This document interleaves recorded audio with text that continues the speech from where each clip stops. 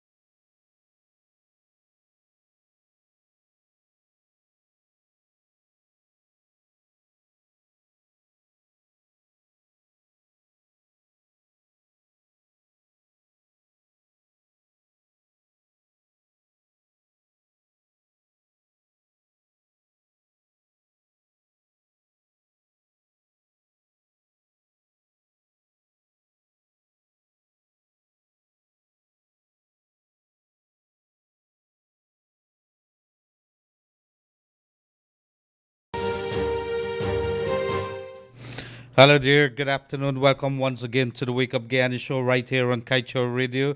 You're tuned into our radio, our, how do we say that?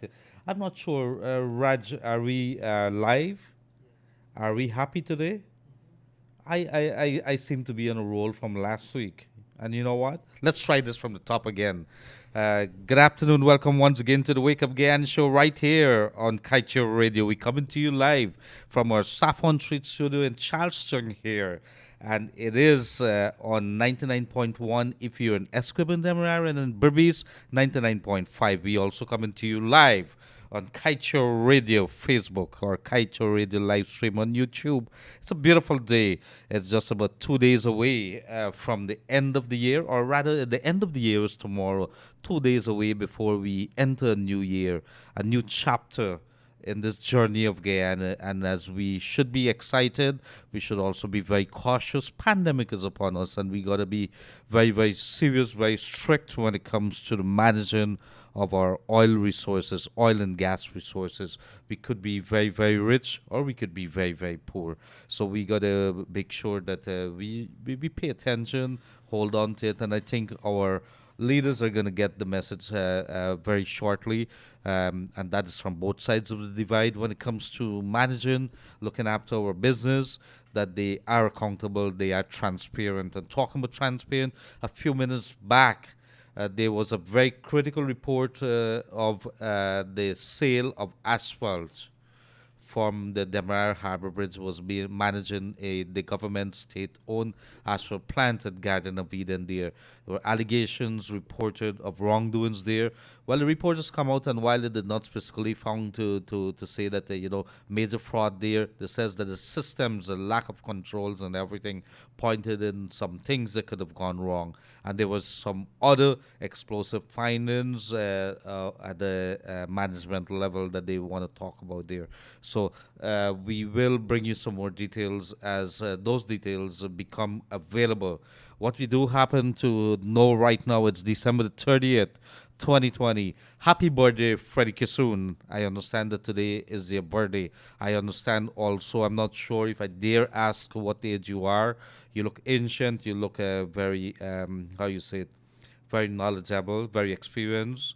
I'm not sure what that means. What I do know is that today is your birthday, and we have great expectations down here in Kaieteur Radio, Kaieteur News.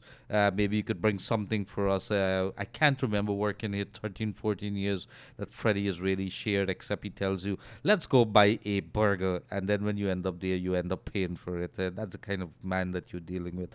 A fun gentleman, but he's also been very prolific in his writings, one of the backbones right here at Kaieteur News, Kaieteur Radio.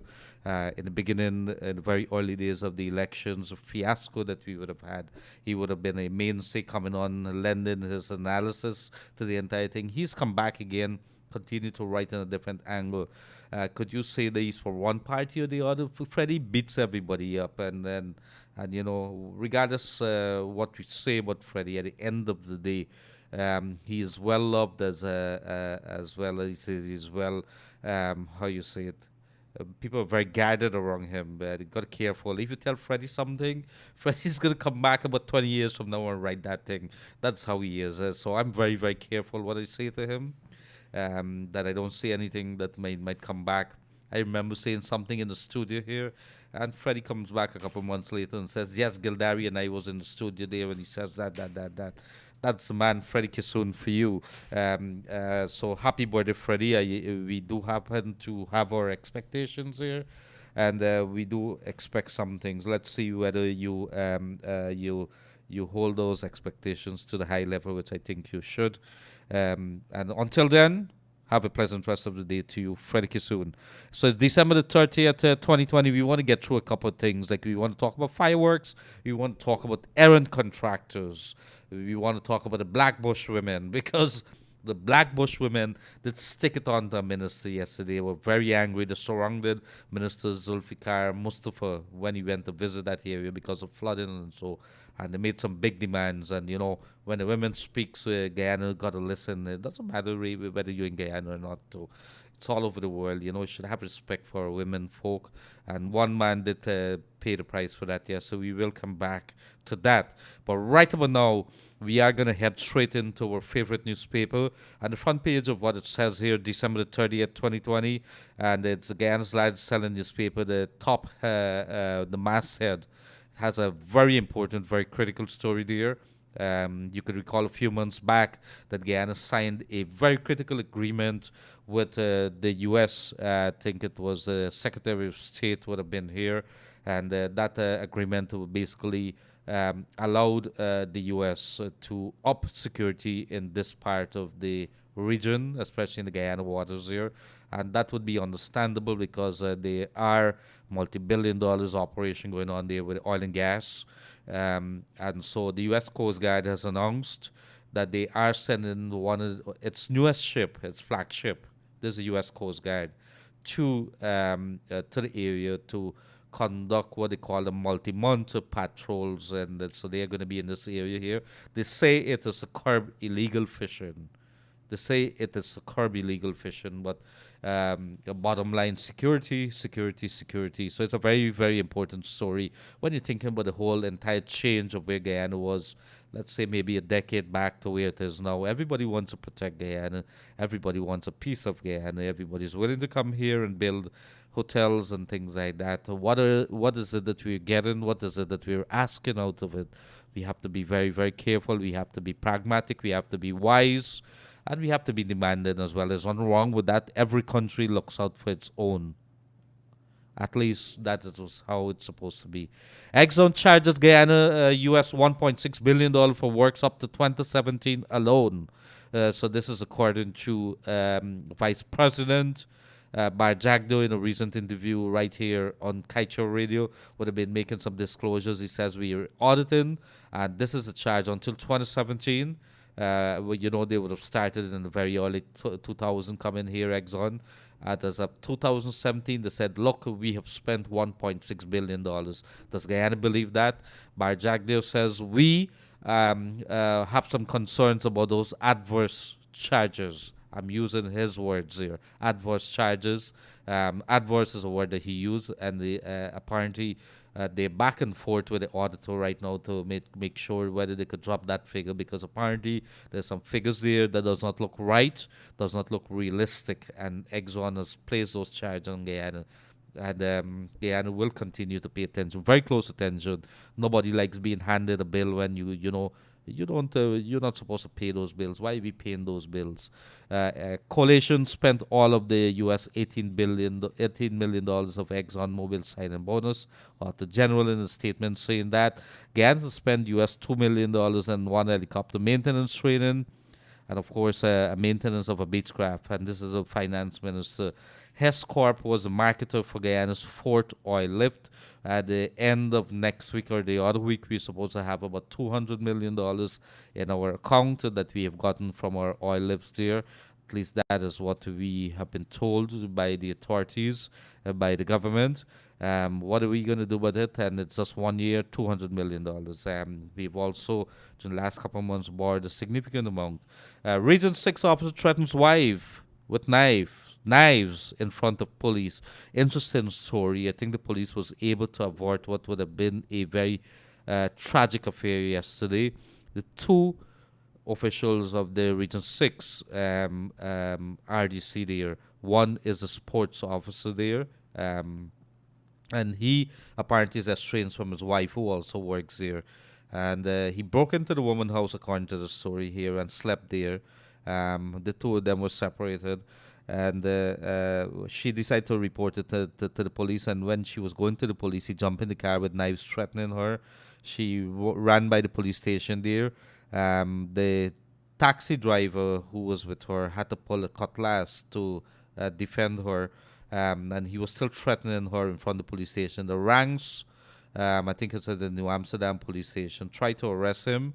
He escaped. They later found him with a knife. They arrested him later. The knives, interestingly enough, was marked with yesterday's date, I think. And so maybe he would have marked it because he intended to do something. That's a belief. But whatever is the case, he's threatening to kill himself now in the lockups. So they have him on the suicide watch there right now in Berbice, Region 6 sports officer there. He works for the RDC there.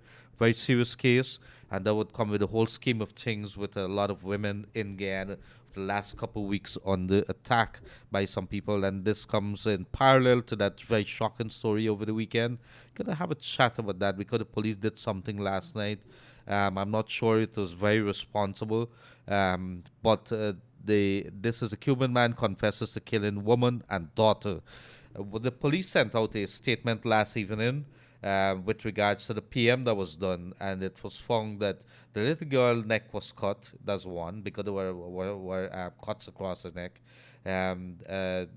She and the mother, both of them were they had wounds on the head, which suggested that I understand they used a hammer to basically kill them, beat them in the head. And but the police sent out a statement there which suggested that this 11-year-old, there was blood around her privates, and so I don't even want to discuss this. But we have to be very careful whatever we say, however we say it when it comes to our women folk, when it comes to the laws and things like that. And the police wasn't very responsible. In fact, they did speak something about the little girl, something about they can't say whether the girl was. I don't even want to repeat it, but the police dropped the ball in this, and I must tell you, very disappointed here by the police. I hope that the police public relations as well as the commissioner of police understand that there are some rights for children in Guyana, and we have to protect them. It could have been my daughter, it could have been anybody else's daughter, and in this particular case, that little girl is my daughter as well. She's my little sister. She is so much. She is one of ours, and that woman there, and so are other women in Guyana who are abused, who would be finding it a very hard time right now because of some idiot of a partner. And I say that because the majority of the case, 99% of the case, while men have complained about being abused, majority of the cases that we've seen here are the women are the ones who are being abused. Just so the Cuban man confessed that he killed, and so we expect him to be in court very, very shortly. I'm not sure how this case is going to work out. It's a very, very brutal case, a very painful case. Killer gets 23 years of murder of U.S. citizen for insurance. That's another very shocking one. The wife of the man was a U.S.-based Guyanese. When they work, he was a taxi driver, would have gotten into an accident, took out an insurance, large insurance, a million U.S. insurance, came back to Guyana. His wife hired her friend and I think a relative of the friend, and they killed this man here. They took off almost the top of his head and dumped him at a beach up in Berbice, currently in Berbice. I think either the number 56 or the 63 beach around that area there. What is important is that all of them have been jailed. The women have been jailed, slapped with life sentences, or I think they've been sentenced to death. I think it was. Got to check it back. but they've been given lengthy sentence. This man here who changed the plea, who's a relative of one of the women, um, he has been given 23 years. It was given 30 something years, but the judge would have discounted for time spent and the fact that he pleaded guilty and so on and give him the 23. Very, very shocking case. Murder for insurance. These are the things that you would read in books. These are the things that you would see in television. But it happened right here in Guyana in 2012. And so 8 years later, justice delivered for the family. Is it enough years, 23 years? We don't know, but the court system has worked in this particular case. Three persons before in jail right now. APNU AFC cabinet approved $228 million dollars on project, but contract signed for 191 million. So here's the case right now. If you want to do a project or you want to, you as a contractor, you're aiming to do a project on behalf of the government, you have to with other contractors compete with them. You would put in a tender, you'd put in a bid, and they would have a team sitting down and see which is the best bid there, whether you have the tractors, the heavy duty equipment, and so on. So this is a project for the Ministry of Finance Annex Building on Cole Street. And the cabinet, it went all the way to cabinet, this project here, for $228 million. Cabinet approved it. When they went back, because this man bid, it would have been for $228 million. When this man bid, it's $228 million. When it went back for the man to sign, and this is Courtney Ben in the news again, it was 191 million. So some money, what happened to those money?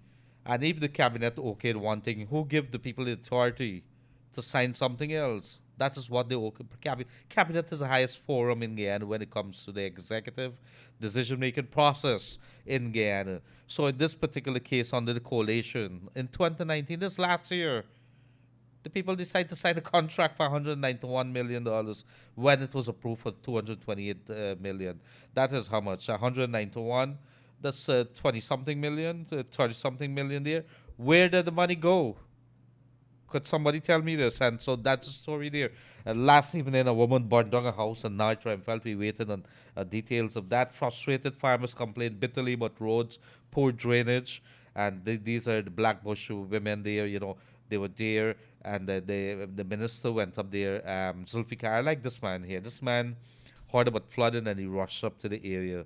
And of course, the women beat up on him and says, we've been talking about these roads here, we've been talking about drainage, and he took several actions. He had the Regional Democratic Council chairman of Region 6 there, David Armagon, and they made some decisions on the spot and how they could assist this community here. Blackbush, very close to myself, and the people are not very easy there. They demand and they talk about what is affecting them. They're very vocal set of people. It's good to know that the minister's gone up there, and they did send me the day before some messages of the area. So let us see. I hope that they are getting what they have asked for. It's a hard life with our farmers in Guyana. They work very hard. They're besieged by bad weather. They're besieged by market prices. Sometimes you have infestation of bugs and a whole bunch of other stuff. So when you don't get those prices and so on, it's a vicious cycle that they're taking. So when you are also dealing with the fact that maybe you don't get proper drainage and irrigation, and maybe somebody is getting it because he knows somebody within the RDC or the NDC or the Water Users Association, it gets you crazy because this is a thing. So you shouldn't have any favoritism. Boy 9 hospitalized after struck by speeding car. Both captain involved in ATV accident dies. Today is my birthday. I wish my parents were alive. Freddie Kissoon in his column today there. I'm going to have a read of it. This is a important story. An important story here. Errant contractors on the precious consumers regulator song warning, and the Consumers Association, the Guyana Consumer Affairs Commission, CCAC, they're saying that look, if you have any problems with contractors are obligated under the laws as long you have a contract and so on. Do not do anything word by mouth, because if you have to take them to court or you have to find some kind of closure to whatever pressure that you would be finding, you have to ensure that you have a proper contract. Do not do anything that is informal. It's going to come back and bite you, or bite you in a very hard way, because when you have very little money to work with, but when a contractor comes, I did had a lot of things. I wrote 100 articles on housing alone back in the 2010, 2011 time. And what I could tell you, the experience with contractors, I feel like killing them sometimes. And that's, that was some very strong feelings, strong words. But the consumer's body here is warning that, that we're sending out a warning here to contractors who believe they could get away, and they are trying to educate our people. So if you have any issue, they dare. That body there is located in the Sophia compound where you normally go for Guy Expo and so on. There. So you could pick it up. It's let me tell you what the body is. It's a Competition and Consumer Affairs Commission there. You could ask for, let me see if I can remember those names. But you could ask for the boss there. The director is a lady named Austin Paul. Fiona Austin Paul. If you have any issues, it not necessarily has to be at house, but it could be on any other issue that you buy something from a store and the store is not taking it back. You could complain to them too. So very quickly, let us go to our paper. Nia Suban. There's a story appearing here. Details struggles with depression and book. And a lady did call me yesterday. A lot of people, in fact, called me yesterday that said, I don't want to call you on the air, but depression is something that I struggle with, that I fought with. And thank you for bringing up something like that. It is an issue, and I'm glad. And if you are struggling with depression and you have some issues, or you know somebody who's suicidal, there is a special hotline, toll-free number that you could call. You don't have to have credit in your phone. That you could call right now and get some help. It's a 24 hours hotline by the Ministry of Human Services there. 914. You call that and you could get some. It isn't even to do with anything that you're depressed. If you need some counseling because you have a bad, you're not feeling so very well, you could talk to somebody there and they could give you. And yesterday a lady reached out to me, and I'd have to call them back. But guess what? The Ministry of Human Services did reach out to them, and they were supposed to engage them in a very frontal way. I want to say thank you very much. And these are the kind of things that we expect to see. Former Anglican priest was stabbed in the heart, and this is former Anglican priest George Chokasang, and this is happened at the St. Sidwell Church compound there where he was living a few mornings back. And so let's go back very quickly. 300 applicants receive house lots in Berbice. Um, and of course, those are the major stories for today. I think we have just about 5 minutes before we head to a break in a very short while. I did reach out to a Commander Isles yesterday, Police Commander Isles, and I spoke to him about fireworks. A lot of people reached out to our radio here over the last couple weeks and would have been expressing not only because of the Diwali, but because of the Christmas that's coming on. Fortunately, around the Christmas, not so much fireworks. We expect it to have a lot of fireworks, and according to Commander Isles, it is illegal if they have found you with any kind of fireworks. If they find you, they're going to seize it. And this morning, yesterday when I was coming out, I did see people selling fireworks in the full view of the police. And people did call me afterwards and say, look, you were driving out of there too, and you saw. And I did call Commander Isles, and he says it's illegal. This morning, coming out, I see the police hustling, taking away. People had to be packing up and so on. So it looks as if there's going to be some actions taken with the fireworks there as to whether it's going to be a countrywide or whether they're going to sustain it. What we do know, 2 more days for the old age, for the old years celebrations in Guyana, and we know it's somewhat muted because of pandemic, but you could bet your bottom dollar people are going to find fireworks. And I'm asking you, if you're going to do it, I mean, you could have a sparkle or something if you must, but those big bombs, and so it's doing tremendous wrongs to our senior citizens. It's doing tremendous wrongs to our animals, and the animal rights people are very, very angry with it. And if you have an animal, do not do that to them. The animals, as it was explained, have hearings that is so 10, 15, 20 times more than human beings. So whatever it is that you hear with those bombs here, multiply that by 20 times, because that's what the animals are hearing, dogs especially. And if you see animals, dogs and cats and parrots and so on, and you see them there, and you know that they are suffering, how could you have a heart and continue to do that? So the fireworks, they are illegal, and if you have any issues, call the police station that's next to you. Tell them that you're going to call the radio station, you're going to call the median, that you take a name for the police officer that you've spoken with, and make sure that you say they're selling it right by next door to me. It's happening right across Georgetown right now. I happen to know because people were calling me. So right about now, we headed on to break. We could tell you that we're going to open the lines immediately after this. After we come back from our break, 622 is where you send those messages to. You could also call us on 226-7453, 226-7453. As usual, we want to hear from you. What is it that is affecting you on the Wake Up Guyana show here? You could tell it to us so we could be able to find some solutions or maybe advise you on what could be done. But talking about it is a good way of helping this country solve the many issues that we have. And so we will head into a break right now. And when we come back, let's head straight into our lines and read what we have, what our people would have been sending to us. Stay tuned. Do not touch those dials. It's an exciting day. Kaieteur Radio, keeping you informed. Demerara and Essequibo 99.1 FM. Burby's 99.5 FM. Kaieteur Radio. So good afternoon, welcome back or right back to the Kaieteur Radio here on the Wake Up Guyana show with your host Leonard Gildarie. And guess what? We're gonna ask our boys. Do we have the phones and everything ready? We will be starting to read those messages right away. Could we also head into some calls here? Do we have any call online? We don't have any call online right now. 226-7453. Anything bothering you? Now let's talk about contractors. Contractors, there's so many things that you should know when you're building a house. You should be able to not only a lot of people would be fortunate enough to start receive an allocation for the lands and so on. Do not hang the first rule of the thumb that I'm going to say to you as we continue our talks. I'm going to give you some pep talk every day about that because I've had so much experience with building homes. It's left a very bad taste in my mouth, and I don't want to go back to there.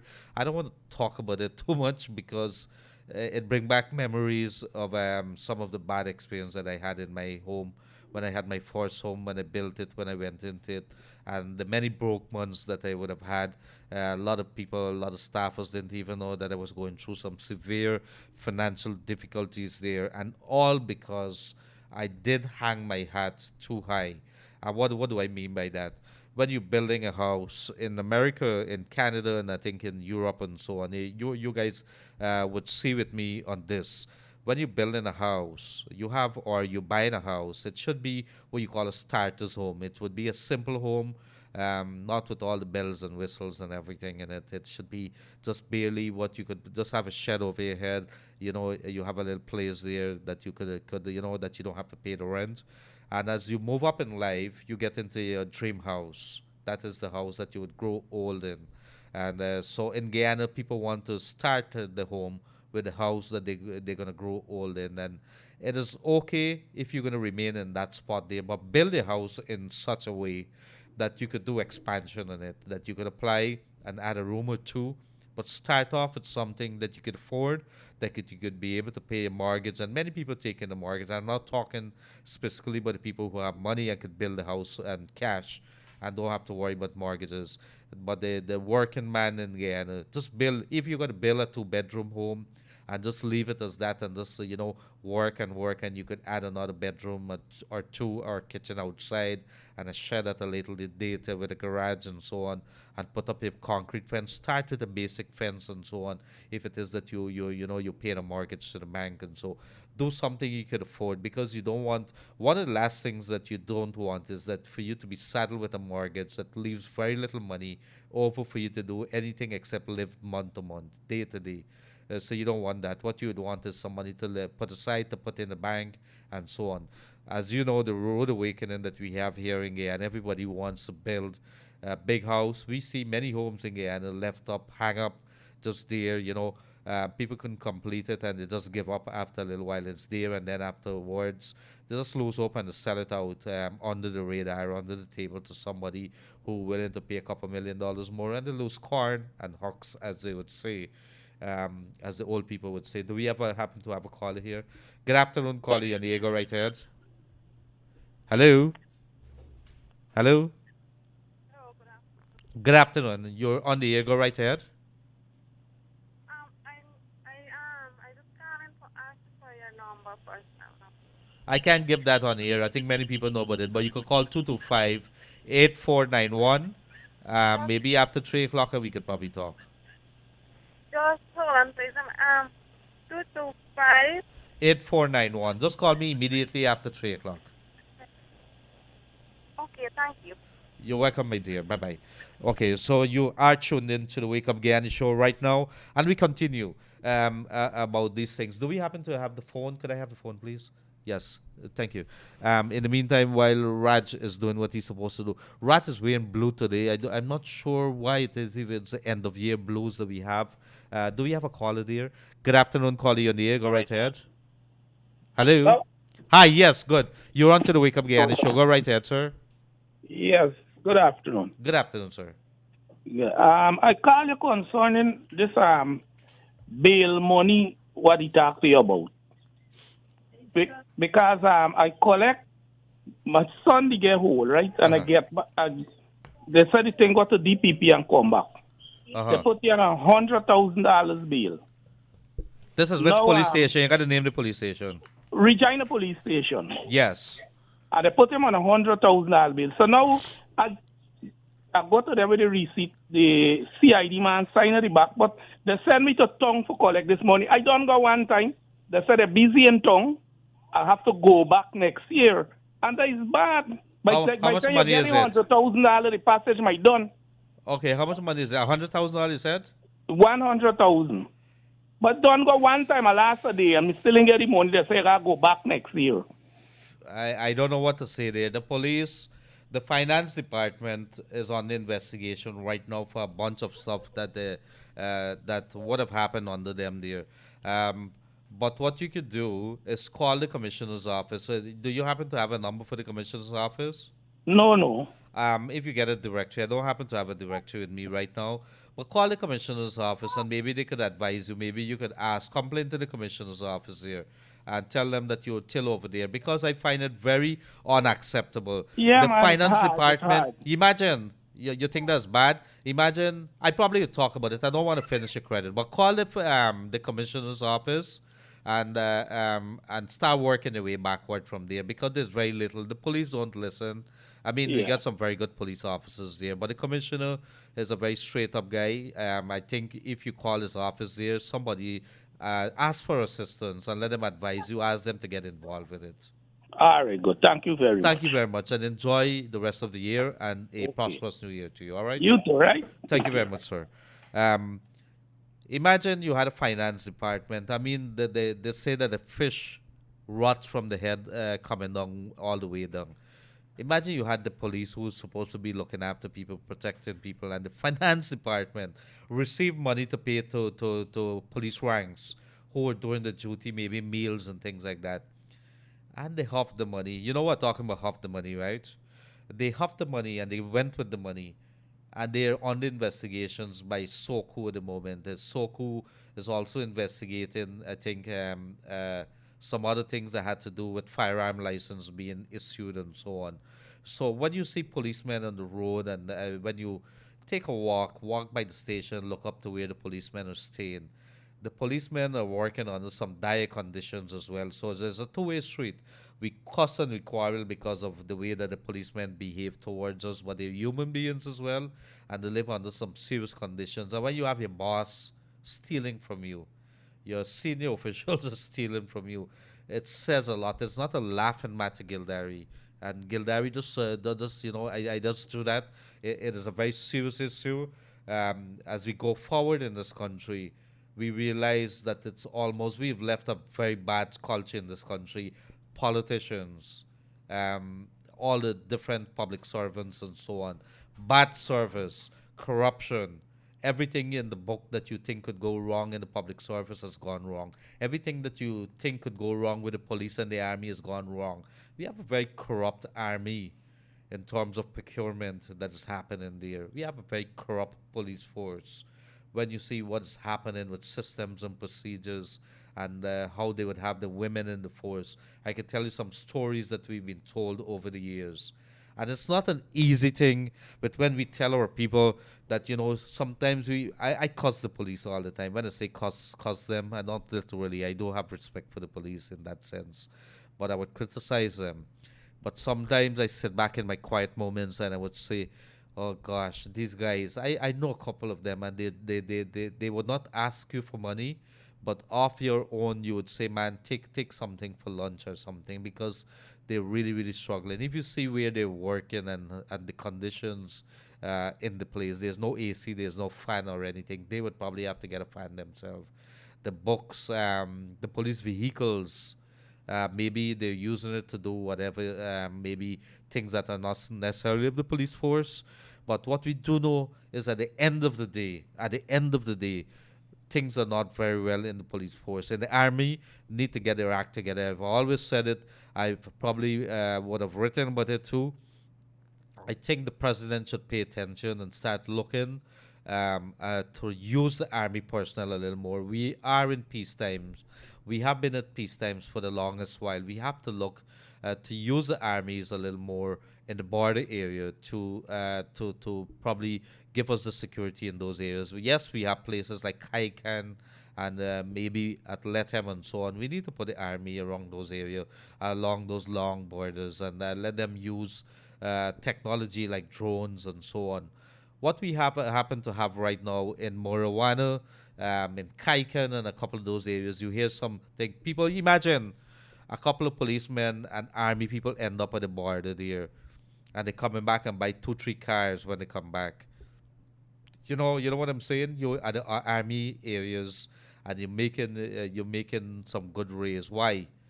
Because it's a culture that's built there. If you go in there and you have a senior officer, somebody who's disciplined, you would come out back and everybody, getting a little thing there because they allow things to slip through. That's what we have allowed our country to over the years. When we talk about corruption, the corruption starts from the top. And so when people see that the head of the household, the daddy is doing certain things, daddy is beating mommy, daddy is having sweet women, how you believe the son or the daughter is going to take as example? Daddy beats his mom all the time. The daughter's going to pay attention to that, and maybe when she's hit by her husband at a later date, it's okay, my mother was beating as well. That's the kind of culture that we've tolerated. It's not unique to Guyana, I must admit, but it is something we got to start addressing these issues in a very frontal manner if we want to fix this country. These are issues that are there, that a lot of men are going to say, man, it's a man thing and so on. No, no, no, it's not a man thing. It's not okay to, to go around sleeping with people, girl, children on the age and things like that. That's rape. It is on the age girl. If you're under 16 and you sleep with that girl or you have sex with that girl, let's be very raw about it. It is illegal. It's unlawful. You could end up in jail for that. And these are very, very real things. You hear stories of kids, so much horrendous, horrific stories. As we move into a new year, I'm going to tell you, we got to change our dirty ways. We got to start doing things differently. And we should not just be talking about it and, write a few lines on Facebook and it sounds nice and clever. That's what is it that you're doing in your neighborhood? What is it that you've done to improve your country lately? You can recall JFK with his very famous quote, and maybe other people would have said it as well. Ask not what your country has done for you, but what you have done lately for your country. That's Gildarie put in the word lately there. What have you done lately for your country? Have you helped somebody in need?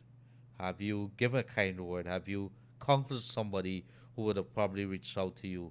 Have you passed a beggar in the street? Have you given something out of your kitchen to somebody who may be hungry? These are things that we need to talk about. Do we have a call online? Good afternoon, caller. Go right ahead. Hi, good afternoon. Good afternoon, sir. I'm calling concerning some sheep in his village. Somewhat? So sheep. Sheep? Yeah. Yeah, tell me about the sheep. We live in quarantine, a village named Tail. Could you take off your radio, please?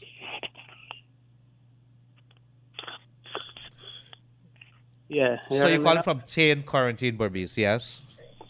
Yeah. You get a guy by the name of Amrit. He owns like over 1,000 head sheep living in the country. Uh-huh. I don't know. You have Every to time talk to the NDC, you have to talk to the EPA. yeah, but every time you go in there, it's somebody taking bribe for nothing doing. Who's taking bribe? The EPA? Somebody at the NDC because several times a day. Call the EPA. You have to find a number. Environmental Protection Agency. Get the directory. Get the number for them, and call them and talk to them. Ask for a lady named Miss Razak. Miss Razak is the head there, and anything to do with the environment and the your peace of mind and so on that you live in there. She is the one that you would want to talk to because the NDC. And barring that, if you see you don't get any action, write a letter to the newspaper and embarrass them. Yeah, because over 1,000 head sheep living in the country area is not good, man. It's not Man, healthy. people would be farmers, but you cannot, we see this happen in a lot of the country area, and all because you want to do your own business that, everybody else should be, how you say it, everybody else got to be paying paying the price for it, right? Exactly. Everybody pay the price for it. So you start back at the NDC, tell them that you've approached Kaieteur Radio, Kaieteur News, and that I've spoken to you. Which NDC is this? Portman. Port Morant NDC there. There's a gentleman by the name of Mac something, I can't remember his name is. A I can't councillor. really, McDougall? I can't really say, but Oh. the chairman is Tariq. Okay, find the councillor, independent man by the name of, I think, Mr. McDougall. He would normally call through here and tell him that you've spoken to me and ask him to look into this matter. And if you're going to write a letter to the editor, please do that. Yeah, because the street, they walk in the animal through the street, damage up all the street, all kind of thing. Yes. So, all right, let me know how it works out for you, right? No problem. Thank you very much. And if I don't talk back to you, all the best for the rest of the year and a prosperous new year to you too. Yeah, boss. You too. Thank you, sir. Bye-bye. So all the way from Berbice there, I want to say good day to the Berbicians. The Berbicians there today, they're fighting back. They fought with the minister yesterday. And I hear the ladies proper do for the minister up there in the Blackbush polder. They said, look, we've been talking, you guys have been talking about this all the time, and we're talking about drainage here. And it looks as if the minister was under pressure there, and they put him under the spot there. But it's good. I think if you know in Zulfikar Mustafa, he's always there, and he's right up in your face. He's going to take the bulls on the horns, and you could beat up on him, but you could be sure he's going to walk away and give you some kind of answer. I know I could see bags under his eyes. That's because he's been doing what he's supposed to be doing. Good afternoon, my brother. Wishing you and all the Kaieteur News Radio staffers all the best for the new year. Hoping you guys continue the great job. Some time ago, I sent you pictures of flooding at Potential on the Bell side, west side. I was told the pump is operable, but there's no fuel to work the pump. In this gross negligence from those of Gaisuku who's responsible for handling the pump, once it rains heavy, the scheme is flooded, and so I'm gonna send a number to you. Please call the ministry. That's the Ministry of Agriculture number, and it's 227-5049, and ask them to look into this matter here. That I can't understand a pump running out of fuel. Who's managing? Who's looking into that? So thank you very much, dear sir, for reaching out to us. Hi, sir. Good day. Your boss and your listeners, please accommodate me in wishing my teacher, Mr. Frederick Kisun, a happy birthday. May the Lord continue to bless him with strength to stand up for what is right. Thanks. Sorry, I find weak leadership in the police force. I hope that the Ministry of Home Affairs get it right by early next year, which brings me to the illegal firecrackers. Yesterday in Eccles, just opposite where Blackie Linda in London was killed. There were 3 men selling these firecrackers in the full view around 3 p.m. So sorry you couldn't get a snapshot. Sir, please continue to speak loud on this issue until we stamp it out. With regards to the next Wake Up Guyana concert that might be on Thursday, could you say if it has been confirmed? Because we love to enjoy all. We don't want gifts or free credit. But believe me, sir, we just love to join you. Thank you for your time and service. Thank you very much, dear sir. We have something going on tomorrow. I'm talking to our guys. We don't know what yet, but we're gonna pull a rabbit out of the hat. The show that we would have had on Christmas Eve was something, although it took a couple days, we just ran with it. We had no idea. I'm going to be honest with you. We had no idea it would have turned out that successful. We had a very lovely time. The music in the studio, the drums and the singing and everything. And of course, sharing gifts with our people, rewarding our people, making them happy, some family happy for the Christmas. So was something that I think made it also much more beautiful. Let us say tomorrow. Of course, we'd have to review what has transpired this year and maybe talk a little about how do we move forward in this country for the new year. What is it that we expect? Of course, some big individuals would have made the news this year. We intend to look into what they would have had, what they would have said, and hopefully as we go forward, I'm going to ask Freddie Kisoon to join us, and maybe we could look at analyze some of the things that would have happened going forward, be very brutal on the way forward, because we have to be very disciplined in this country as we go forward. We're not going to take no. We're not going to hear any excuses. We can't. We have billions of dollars at stake here. We have the country future at stake here. We have so many other things that are at stake here. And going forward next year, the pandemic has opened some opportunities for us. We have to take it. We have to grasp it. We have to run with it. Are you ready to take on those challenges? It's all up to you. You could take it and you could sit down and just another year slip you by, and you would be one of the people that's going to wake up and ask what happened instead of making it happen. Do not ask what happened. Make it happen. You be in charge. You dictate what is happening because you're citizens of this country. You have passports, some of you, many of you. You also have your ID card that gives you a lot of rights. There's a lot of people coming into the country, a lot of migrants coming into the country. They are going to have some rights eventually. Where are you going to be standing next couple of years? The next 5 years, the entire makeup, the ethnic makeup, and everything else. You're not going to be talking.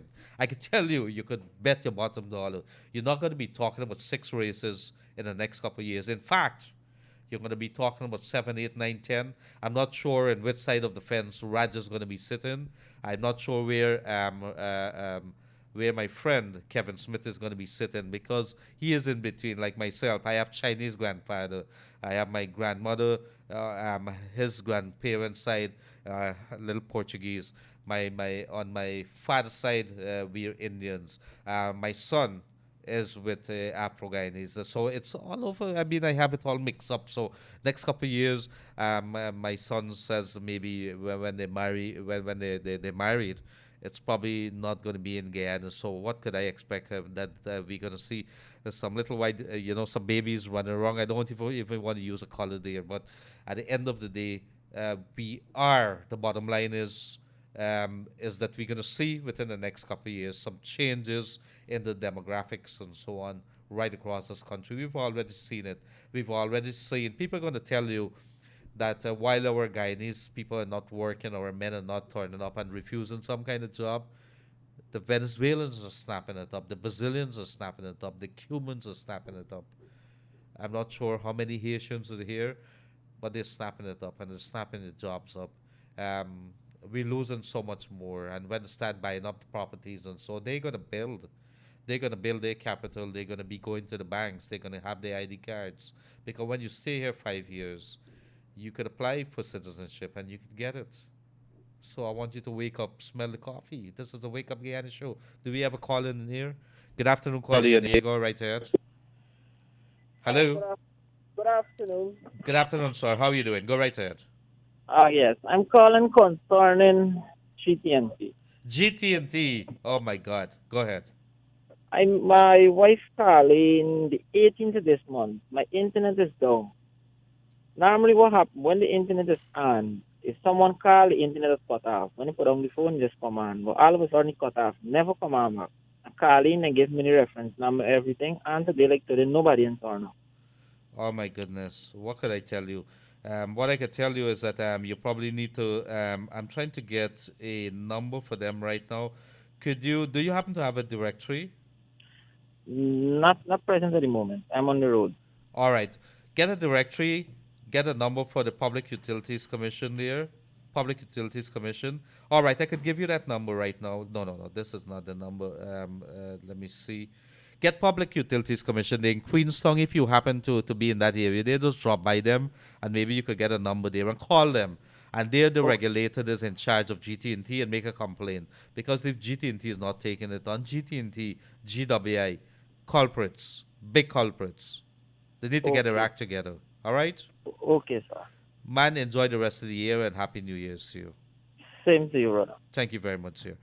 So, in the meantime, let us see some of the messages that we're getting from our people there. 226-7453. That's a number that you need to call on the Wake Up Guyana show. I'm not sure. Are you feeling a lot of energy? I'm feeling. Does somebody say that I look as if I'm tired yesterday? It wasn't. It's not that I'm tired. There's an excuse. I have an excuse for everything. I'm sitting in the chair, and the chair is that comfortable. Glenn Lal bought some chairs here. I think Kevin had to do something with it too, and it's very, very comfortable. It's red. I'm not sure if that has any bearings with anything at all. What I can tell you, sit down here, you feel very comfortable, and you feel a little sleepy. It isn't that you guys are boring me. It's just that I feel tired. I can't help it. I'm getting older. But what I could tell you, it is 226-7453. You tune into the Wake Up Guyana show right here on Kaieteur Radio. We're going to ramp things up at 6222222. You send in those messages too. Let us see what our people are saying here today.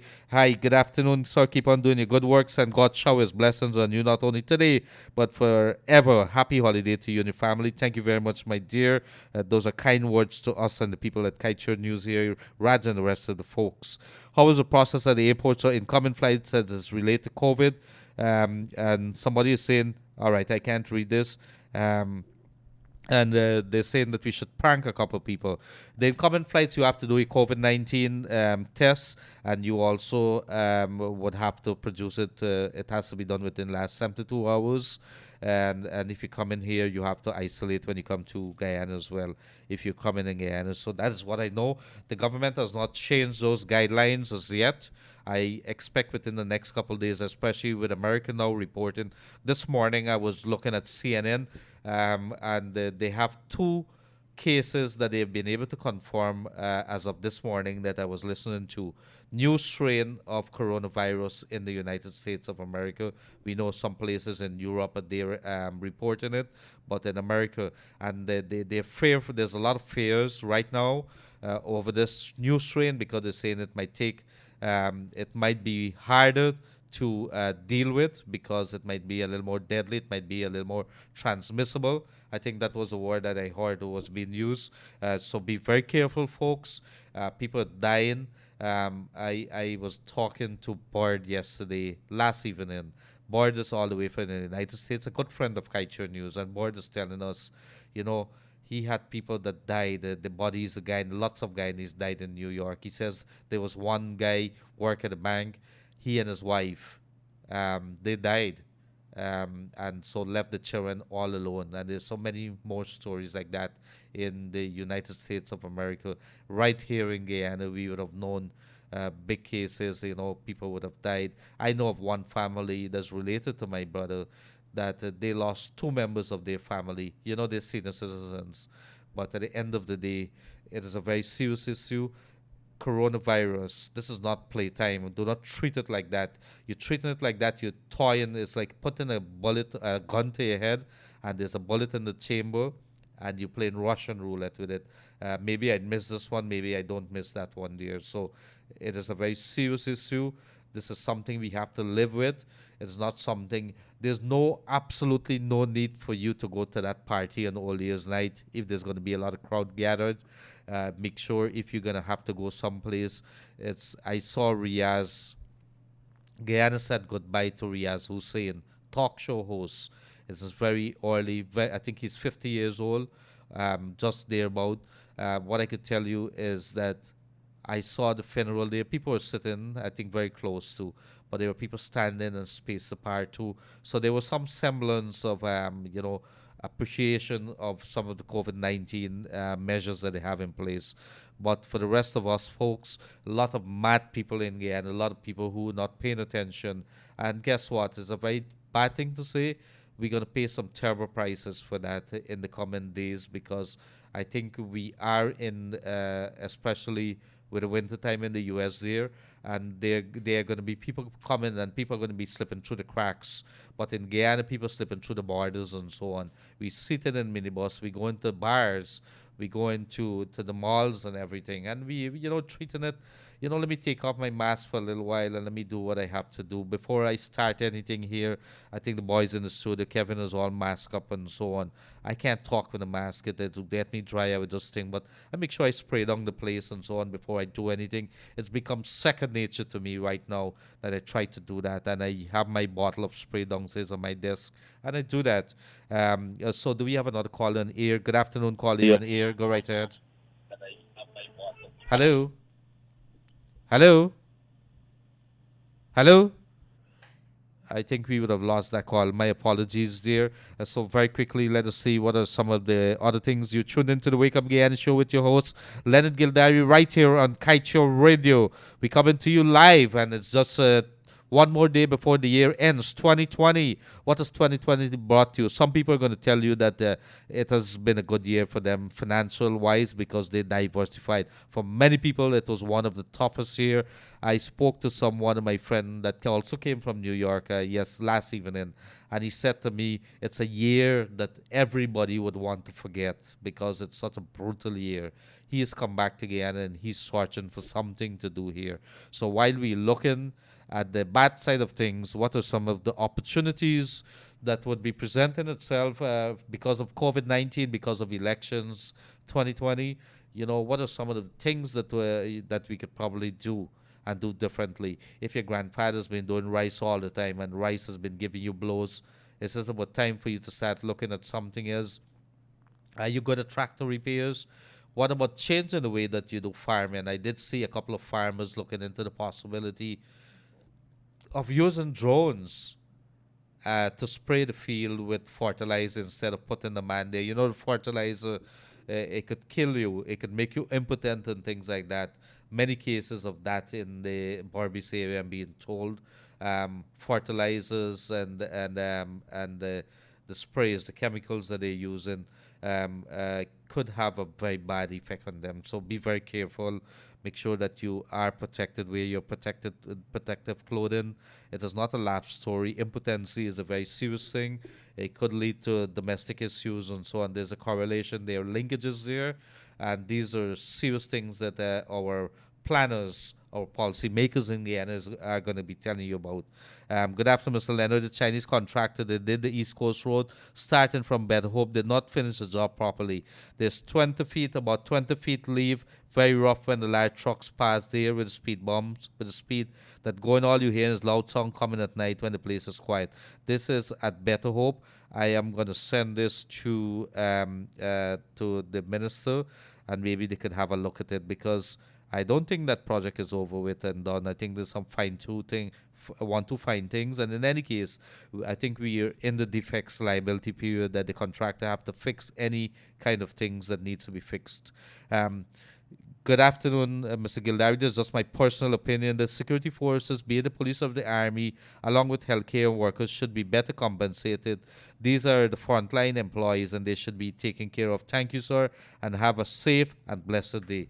It is not only the police and the army and the frontline workers, all Guyana. In fact, where do you start and where do you end? The issue has to do with money and resources. Do we have the money? Of course we have the money. Potential money there, of course. You have to find the money. We have a lot of money. It has to be managed. It has to be collected. We have monies that are being lost through gold miners. The GGMC is not going to tell you this, but GGMC has been chasing out, and this is coming out from what the miners are saying, has been chasing out a lot of illegal miners. Guess what? While you're out here, a lot of illegal miners are in the back dam, and they're not from Guyana. In Guyana, you could turn a blind eye if the people are saying, they need to have a life, the pork knockers and so on, put in a claim here and there and so on. a lot of illegal miners that come from other countries, that GGMC, even some GGMC officers taking bribes to allow them to work illegally, but they've been chasing out a lot of them. So, it's not only we have a lot of money being lost because the revenues are not being paid from that. We have a lot of revenues being paid, not being paid because of fuel smuggling. We have a lot of revenues not being paid because of the oil gas sector. Guess who's collecting? And you want to talk about padding bills and so on. ExxonMobil is being accused of that. Instead of giving you a bill for a hotel stay that's supposed to be about $300, they give you a bill for $500. Instead of a flight that would probably cost maybe 400 or 500 US dollars, you get a bill for maybe $2,000-3,000 because they have to hire an entire plane. These are the things. Have you ever thought where the people who are going to be living on the oil rig or working with the oil industry in Guyana, where the kids are going to go and who's paying for those school fees? Maybe you could ask Glenn Lal about that. He could probably tell you a little about that. But these are serious issues that we need to talk about as we go forward in this country. In 2021, it's going to be some serious talks, and we're going to stop criticizing and not doing anything about it. You have to decide whether you want a rich country, you want a poor country. I'm not blaming anybody for anything. I'm just saying what's it that I want, what's it that me as Gildarie see, and where we should be. When you hear so many people complaining about how they're not getting this and they're not getting that and the hardships that they go through, understand that when you see things from where we sit in here at Kaieteur News, at Kaieteur Radio, it aches your heart because we could benefit so much more. When you hear a contractor, you open the newspaper, you open the Kaieteur newspaper today, and the APNU FC cabinet approved $228 million for project, but the contract signed for $191 million, and the author general flagged it. It was approved at the highest level of the cabinet, and somebody at the ministry would have signed it for millions of dollars less. Where did the rest of the money go? Did it go somewhere in somebody's pocket? We can only surmise, we can only conclude, but things are not good. Things are not good in Guyana, this beautiful country of GT. Too many corruption going on in Guyana here. We have to be very serious about it, and you guys gotta wake up. Not me gotta wake up. You gotta wake up. Start fighting. Start telling your NDC people you need to do your job. Start telling the RDC people you need to start screaming at them. Start, if they don't want to hear you talking in the normal tone, start talking to them in a disrespectful manner. It's not something good. My boss is probably going to call me afterwards and probably pull me up and say, what is it that you would say to the people there? But if they're not listening to you and you're the boss of it, you need to wake up and smell the coffee. I think these are simple things that we need to say to our people and let them understand. In America, you would see people go to the streets and pick up a placard, and then there would be a speaker among them who's going to be so very vocal. Why is it that they're on the road? I've seen young women, young men explain very vocally, very fluently, and in so many other adjectives that you would use to describe how people are taking the streets to push for their rights, and while we can sit and expect manna to fall from heaven. Am I preaching it? Am I saying the wrong things? I leave it up to you. I can only do so much. I can only talk about it. What is it that you're doing? Have you changed the way that you operate? Have you been operating the same way last 20 years? Are you in a better position? If you keep doing the same thing over and over, day after day, and expect a different results, you're in for a rude awakening. Change things. Be a little more. One life you have to live. Start opening up your mouth. Start being citizens of Guyana. Is there another call on the line there, Reg? Good afternoon, caller. There, go right ahead. Good afternoon. Good afternoon, ma'am. How are you doing? Could you lower your volume on your radio, please? Take it Okay. off. Take it off completely. Yes. Mm. Yes. Hello. Yes. Good afternoon. How may I help Good you? afternoon, Mr. Gildarie. Good afternoon. Yes, Mr. Gildarie, this is Anand Prasad speaking from Enmore. Hi, Anand. All the best this There is, season. thank you. There is many things that what we are listening to program and before that, we listen to a lot of elders, a lot of reporters, but many are scared to come out with the facts. I still wonder to know why the reason make people from the Guyana Police Force are still not sanctioned the sergeant of Enmore station. This must not be personal. This we talking about is not confidential. This is open out. The police force concern each and every one of us. You there? Yeah, I'm listening to you. Every single Guyanese must treat equally with the law and not break the law. You know what happened? After I complained about an illegal wash bay and rum shop, my story turned twist like when you believe that the big ice wave in the Atlantic Ocean turned me around with the whole entirely my family and stuff like that. When we investigate and put the same sort of turn around and twist around, we always be charged, we always be there. And let me tell you something.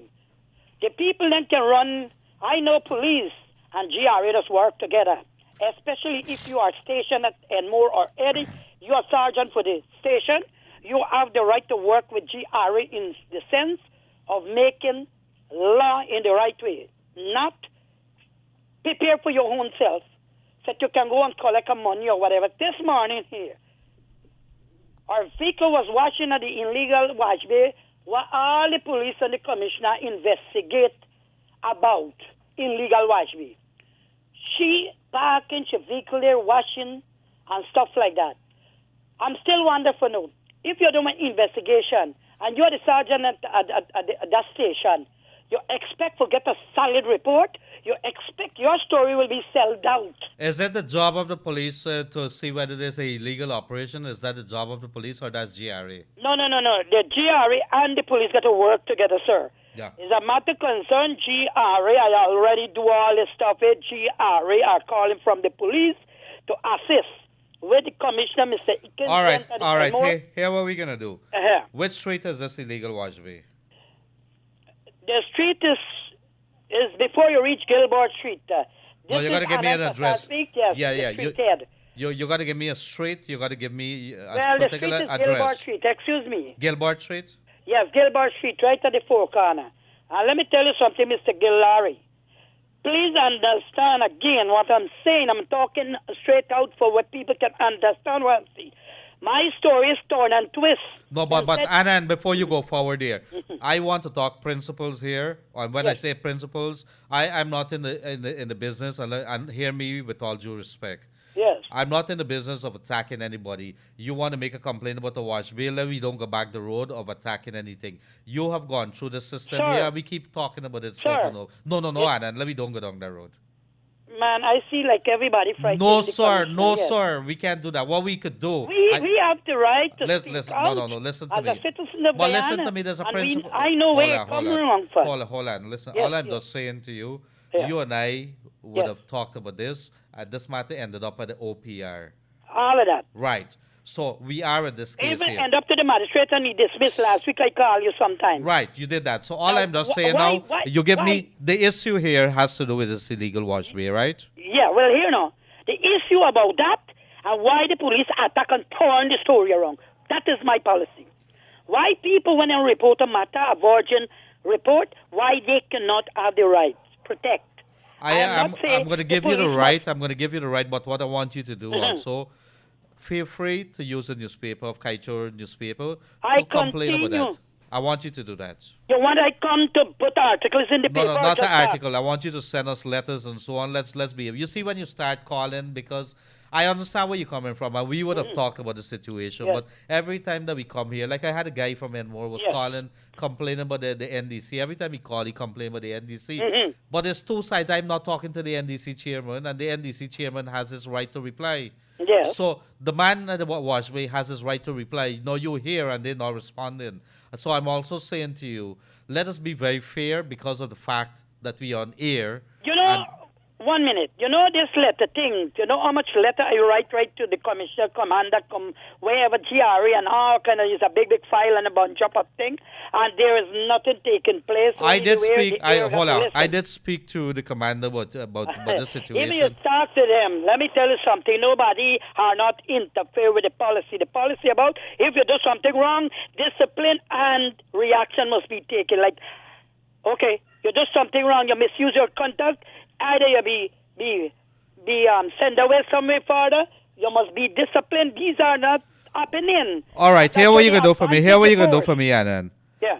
I am gonna get I GRE. get a I think picture, I get rather a video suspect. where I get a vehicle that's washing in at the place. Are you gonna And I- listen, man? Just listen, man. Yes. Let me solve this issue in a very logical manner. This thing is a very simple thing.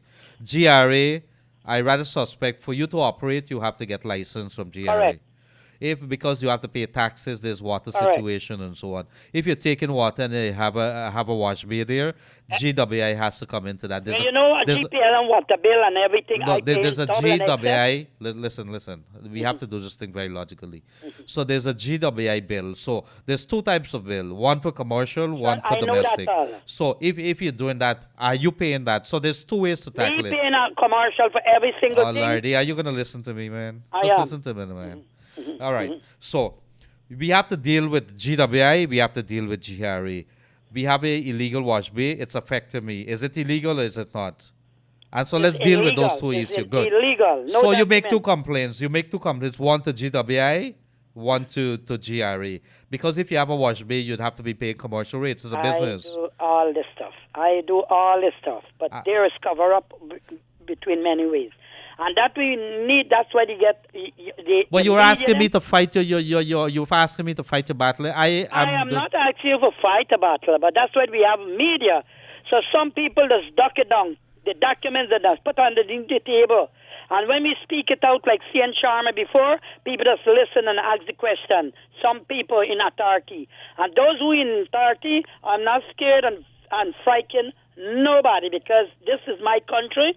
We have the right to protect our law and we must be lawless. All right, I want you to write a letter to me, Kaieteur News, the editor of Kaieteur News. Yes. I want you to write a letter with everything that you would have Correct. outlined here.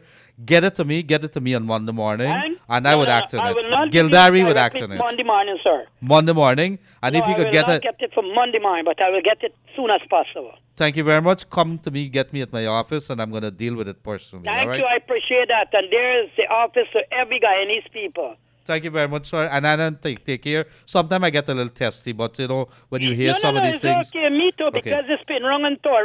Right. Get me so shubby and bassity, but I will not stand up for that because young generation growing up in this day, and if this big man them and big girls and big ladies who they in the office taking advantage of the law, Yes, I am sir. not lawless. And Thank then- you, and you have a good day. Yes, sir. Thank you very much. And all the best for the new year. So, Annan all the way from Enmore. And then there's nothing wrong with us raising, people would see things and people are really frustrated. And I could sense the frustration with Annan there. Like I said, there's 2 and 3 sides to every story. I would like to hear the other side. I don't know. Yes. And so I'm going to think, let's deal with this issue Yes, next week, thank- right? Thank you very much. So I'm going to deal with that personally next week because I want to see it. He's been complaining for a little while, and those are things, But people are frustrated because they can't. People are not getting the necessary attention that they're supposed to be getting. They've been complaining time in, every single time. They go to EPA, they go to GWI, they go to GPL. GPL now is starting to be a little more receptive. Before time, you call them, yes, put a report, they give you a reference number, that's the end of that. Whenever they fix you, that's it. GPL, we're talking GT&T now, same story. I've stopped talking about these things. You got to start making use of the Public Utilities Commission and let the people start doing the work there. I mean, they've been doing it. They've been talking to us. Give them some more work to do. They're receiving millions of dollars every year, and we have to make sure that we utilize these regulators to ensure that we hold the utilities company. EPA need to get their act together, update the laws, and start acting with more reinforcement. When people pick up the phone, Glennal was telling me a story. I'm not sure whether I could say it, but what the heck, we on radio. He has a store in New York on Jamaica Avenue, and they had closed it down because they need to do some repairs. So they boarded up the window and everything, and they were doing some repairs inside. And the inspector passed out, somebody, I think the police or somebody, passed in front on the road there, and they said, "You're doing some work in there. Do you have a permit for that?" The next thing you know, the authorities were called in, the inspectors and so on. They halted the works, and for 6 months, nothing happening. That is how we need our regulators. We're supposed to pick up the phone and says, "EPA, next door to me, they're mining pigs and sheep." The man talking about the sheep up in Burbies there. You cannot in a residential area put your cow through my area. That is not allowed. I paid $1 million for my house lot in the diamond area in the $1 million section. I expect to live in a certain level because you mine and cow and you want to earn a living. You have a right to lose your sheep and your cow in my area. What gives you that right? Why don't you send it down to the back dam? The people are going to open the mouth and say, well, they take over the back dam and they plant in canes and they put a gate there that's blocking us. So we have to lose it somewhere. So because you want to earn a living, I must be inconvenienced. And you call the EPA. EPA says, well, we turned up a couple of times there, and he not playing any music. He turned on the music. His body workshop, he said he put up 2 zinc. Did he seek permission before? No, he didn't seek permission. Or he did seek permission. We advertised it. Guess what the EPA used to do? This is some crooked people in EPA. EPA would take the ad, put it in the newspaper, and they advertise it for 2-3 times, and it's over with. Man given permission. That's how they do it. How many of you buy a newspaper? How many of you read the ads in the newspaper? What about if you put it in your neighborhood? If you're building a chemical plant in the Providence area, how about if you put it in a prominent area that the people could see it? Not everybody reading the newspaper. What about the television and the radio and so on? So EPA needs to do something that is different, and they need to do it urgently. I'm not saying that they're not trying there at EPA, but we have oil and gas now. EPA is going to be playing a very critical role as we go forward. Army, police, GT&T, GPL.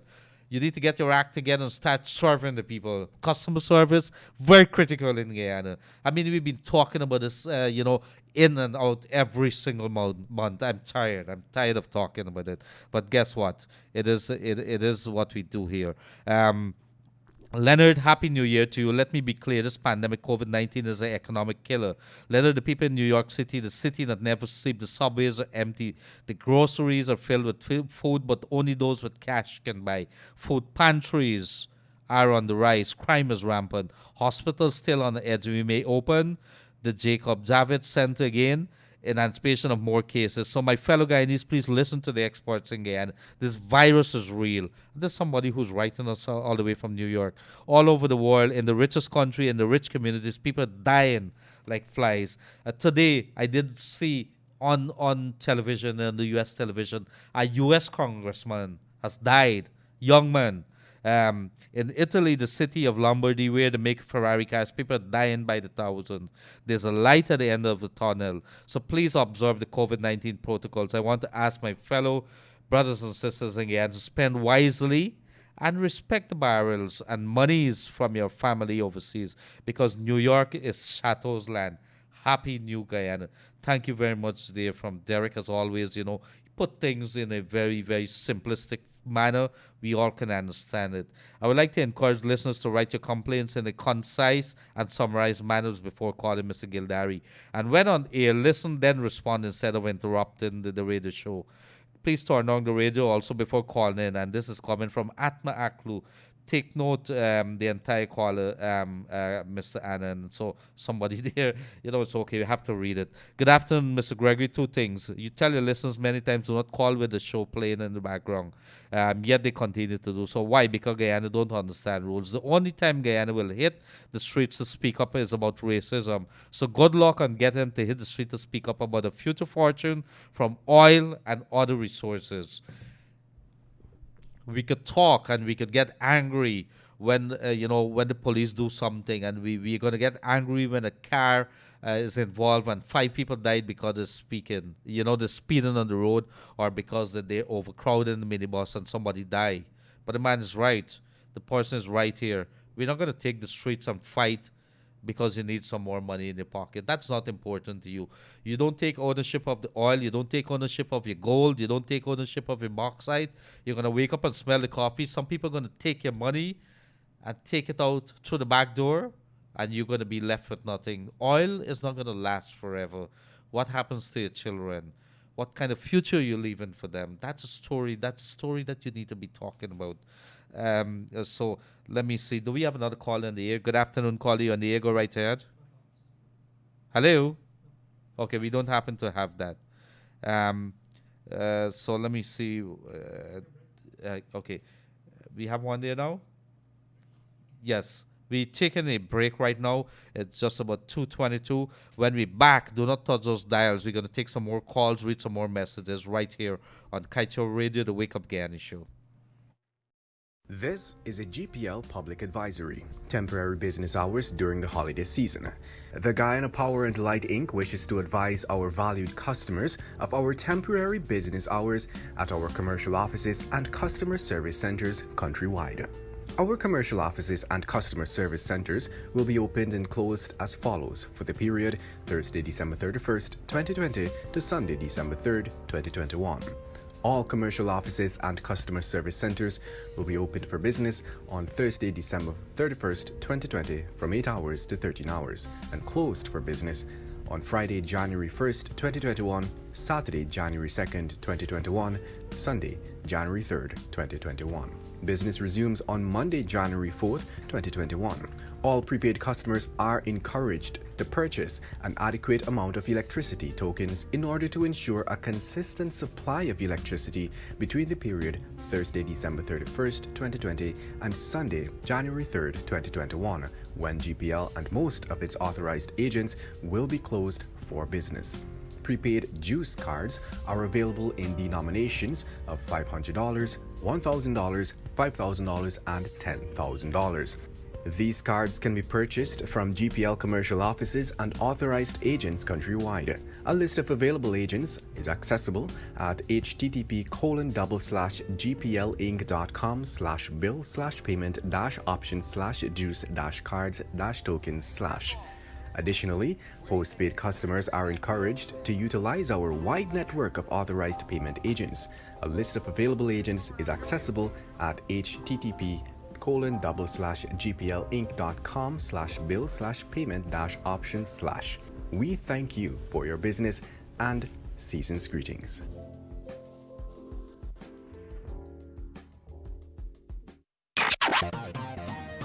Kaieteur Radio, keeping you informed. Demerara and Essequibo 99.1 FM. Burby's 99.5 FM. Kaieteur Radio. Yes, good afternoon. Welcome back to the Wake Up Guyana show right here on Kaieteur Radio. And we've been talking a little about what is happening in New York there. Things are not looking good.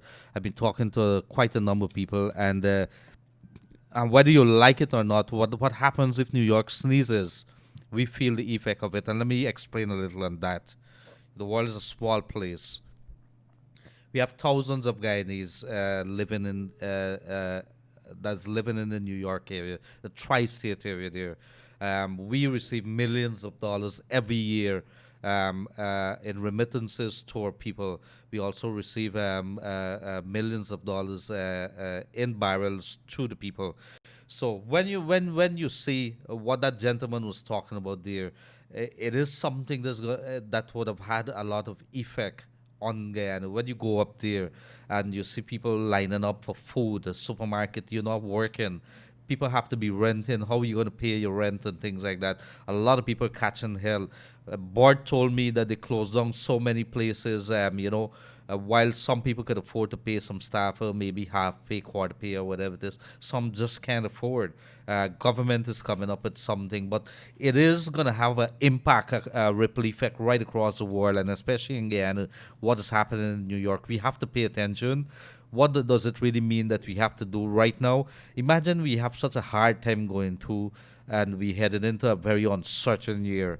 Let me tell you about saving for a rainy day. If you have some money, do not take it and buy any clothes. Now is not the time to buy any clothes. I mean, some people are going to tell you it's one life to live and you should live the life.